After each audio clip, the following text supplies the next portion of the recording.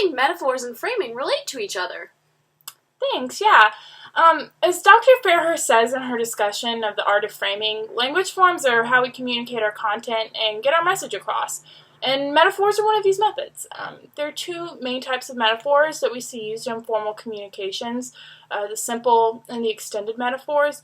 Dr. Fairhurst actually calls these complex metaphors in her text. Simple metaphors communicate a single idea. They make a quick and effective point, and they're effectively one-dimensional. But extended metaphors are more complex, and they run throughout the entire communication. Would you mind elaborating more on the complexity of an extended metaphor? Yeah. They draw parallels between two things. One is your communication method, and one is a commonplace item.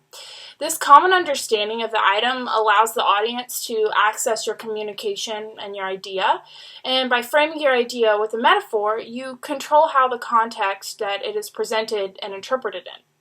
It becomes a sort of story where you tell your communication in an engaging, interesting, thought-provoking way for the audience to digest. And these tend to be three-dimensional. They make the framing come alive. And some of the most well-known speeches in history have actually used metaphors as a method of painting a picture to persuade. Do you have an example of this type of use?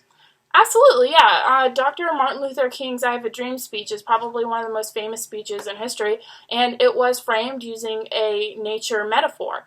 All throughout, King uses the image of nature to evoke power and a fundamental understanding of his meaning.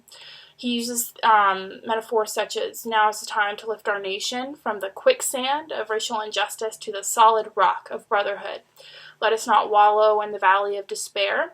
He actually uses a simile, but that fits into the overall metaphor for the speech. We will not be satisfied until justice rolls down like waters and righteousness like a mighty stream.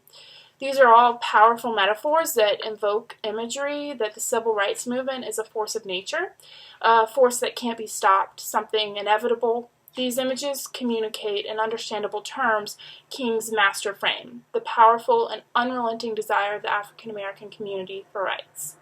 Are there any final thoughts you'd like to leave the audience with?